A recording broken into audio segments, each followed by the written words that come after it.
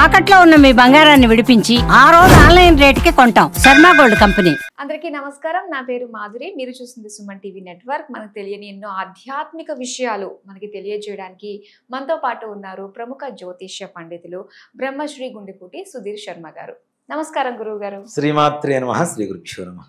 గురుగారు, అక్షయ తృతీయ అంటే ఖచ్చితంగా ఎంతో కొంత గోరంత బంగారం అన్నా కొనాలి, లేదంటే అమ్మో ఏమైపోతుందో ఏంటో అన్న ధోరణిలోకి ప్రజలు ఆలోచిస్తున్నారు. అసలు అక్షయ తృతీయ రోజు ఏం చేయాలంటారు? ఎలాంటి పనులు ఈ ఎండాకాలం అక్షయ తృతీయ కలిసి వచ్చినప్పుడు మనం చేస్తే మనకి పుణ్య ఫలితం ఉంటుందంటారు అన్న విషయాలు తెలుసుకోవాలనుకుంటున్నామండి. తప్పనిసరిగా నాన్న. అక్షయ తృతీయ వైశాఖ శుద్ధ తదియ ఈ సంవత్సరం 30వ తారీఖు, ఏప్రిల్ 30వ తారీఖు వచ్చింది. అక్షయ తృతీయ బంగారం కొనుక్కోవటం మంచిది నాన్న, చాలా మంచిది. ఎంత బంగారం కొంటే అంత మంచిది. ఎవరికి?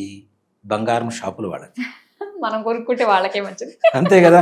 వ్యాపారం జరిగేది వాళ్ళకే కదా. ఇక్కడ అక్షయ తృతీయ అనేటువంటిది అసలు ఏ కార్యం చేయాలి, ఎలాంటి దాన ధర్మాలు చేయాలి అన్న విషయాన్ని మర్చిపోయి మగవాళ్ళు భయపడేంత పరిస్థితి వరకు తీసుకొస్తుంది అక్షయ తృతీయ. బంగారం కొంటావా చస్తావా అనే పరిస్థితి వరకు. డబ్బులు ఉండొచ్చు, లేకపోవచ్చు. అంటే ప్రతి ఒక్కళ్ళకి అందుబాటులో ఉండేటువంటి పరిస్థితి కూడా తక్కువగా ఉంది కదా నాన్న. ఇప్పుడు దాదాపు 9,500 10,000 రూపాయల దగ్గరకు వచ్చేసింది. అవునా?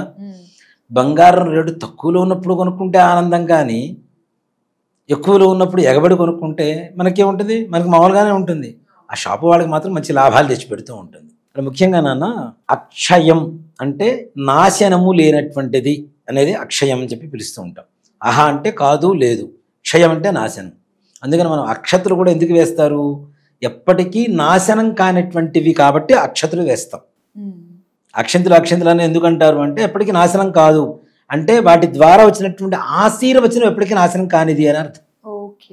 అందుకని అక్షతలు వేయించుకుంటాం శిరస్సు మీద కదా. ఈ అక్షయ తృతీయ రోజున ఏది చేస్తే అక్షయంగా ఉంటుందో అది చెయ్యాలి. బంగారమే కొనుక్కోవాలన్నా నిజమే, ఉన్నవాళ్ళు కొంటారు. 100 గ్రాములు కాదు, కేజీ కూడా కొనొచ్చు.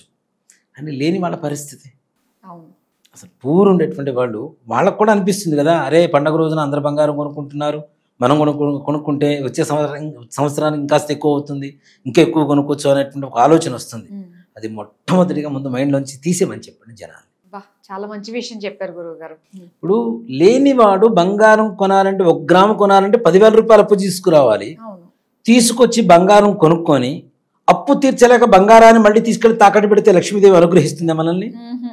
కాదుగా.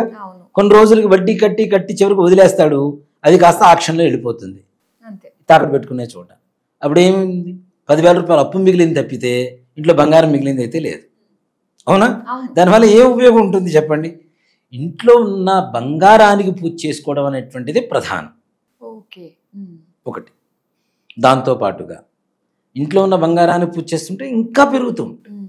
ఎప్పుడు రేట్లు తక్కువ ఉంటే, నిజంగా మాట చెప్పాలంటే ఈ పంచాంగ శ్రవణం విధానంలో కూడా అదే చెప్పాను నేను. ఏప్రిల్ 30వ తారీఖు నుంచి జూలై 30వ తారీఖు వరకు రేట్లు బాగా పడిపోతాయి. గోల్డ్ రేట్లు నేను పంచాంగ శ్రవణంలో కూడా చెప్పానన్న, తగ్గిపోతాయి. అప్పుడు కొనుక్కోండి. దాదాపు మరలా సర్వసాధారణమైనటువంటి వ్యక్తులు కూడా కొనుక్కునేటువంటి పరిస్థితికి దిగజారిపోతుంది బంగారం. దాదాపు 56,000 57,000 దగ్గర నుంచి 60,000 లోపలికి రాబోతోంది. నిజంగా ఇది ఒక శుభ సూచికలానే ఉంది. తప్పనిసరి 3 నెలలు, మే జూన్ జూలై 3 నెలల్లో బంగారం కొనుక్కోవాలంటే అప్పుడు కొనుక్కోండి అని నేను పంచాంగ శ్రవణంలో చెప్పానన్న. నిన్న నేను టీవీలో చూస్తే 56,000కి పడిపోబోతున్న బంగారం అని చెప్పి నేను హెడ్డింగ్ వేసి ఒక న్యూస్ చెప్పారు.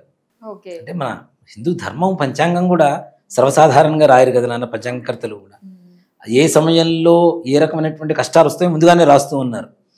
డాలర్ విలువ పడిపోబోతోంది తొందరలో, బంగారం విలువ అంతకంటే బాగా పడిపోబోతుందని చెప్పి నిన్న న్యూస్ విన్నా నేను. నిజంగానే శుభవార్త.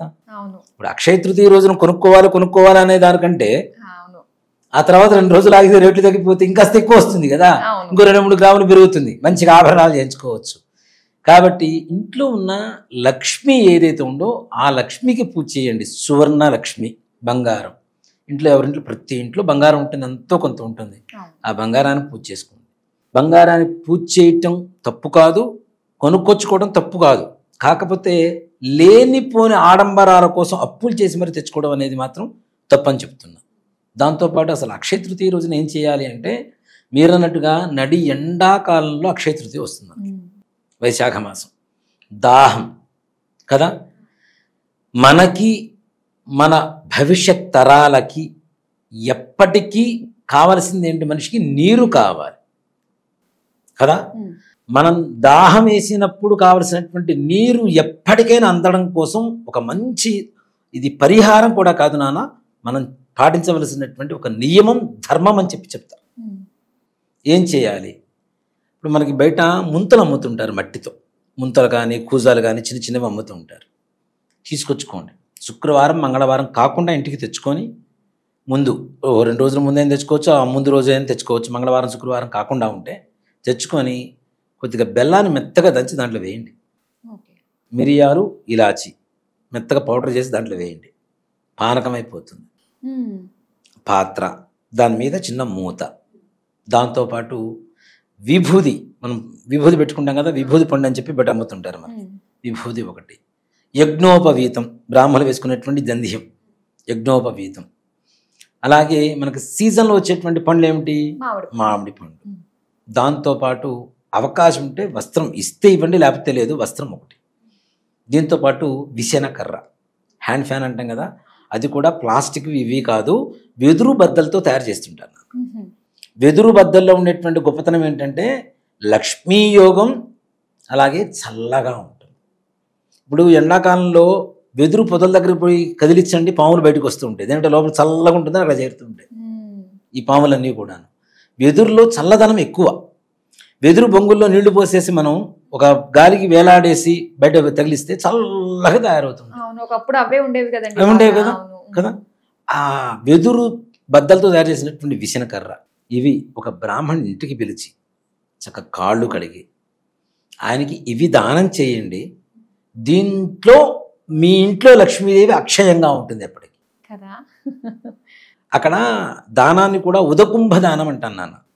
ఉదకుంభము అంటే, ఉదకము అంటే మంచినీళ్ళు, నీళ్లు, కుంభము అంటే పాత్ర కదా. ఉదకుంభ దానం బ్రాహ్మడికి పానకంతో ఇస్తే, ఎవరైతే ఇస్తారో వారికి చనిపోయేంతవరకే కాదు, భవిష్యత్ తరాలకు కూడా కావలసినంత నీరు వారికి చక్కగా చెందుతూ ఉంటుంది. పంటలు కావచ్చు, దాహం కావచ్చు, ప్రతి ఒక్క అవసరానికి నీరు లేని ఏమీ చేయలేము. ఏం తిన్నా ఏం తాగినా మళ్ళీ చేయగొడుకోవాల్సిందే, నీళ్లు కావాల్సిందే తప్పనిసరిగా. ఏ పదార్థం తయారు చేయాల్సిందా నీరు కావాల్సిందే. అలాంటిది నీటికి ఎక్కడ ఎద్దడి అనేటువంటిది ఎక్కడ ఉండదు. జీవితంలో ఎప్పటికీ మనకి నీళ్లు దొరుకుతూ ఉంటాయి. దాంతోపాటు మనం ఇస్తున్నటువంటి వెదురు అంటే లక్ష్మీ స్వరూపం అని ఎందుకు చెప్తానంటే నాన్న, వివాహం అప్పుడు వెదురు గంపలో పెళ్లి కూతుర్ని తీసుకొని వస్తారు. అవునండి, లక్ష్మీదేవి కాబట్టి ఆ వెదురు బద్దల్లో తయారు చేసినటువంటి ఆ బుట్టలో తీసుకొని వస్తారు. పేరాల గంప అని చెప్పి పిలుస్తుంటారు చాలా మంది. ఇప్పుడు అమ్ముతున్నటువంటి డిజైన్ చేసిన గంపలు కాదు, ఒట్టి వెదురు బద్దలతో తయారు చేసినటువంటి గంపలో తీసుకొని వస్తే లక్ష్మీదేవి స్వరూపంగా అమ్మవారిని చూస్తారు. అక్కడ ఏంటంటే ఆ వెదురు బద్దలతో తయారు చేసిన బుట్ట ఏదైతే ఉందో అది కమలంతో సమానం. అది కదా లక్ష్మి అంటే.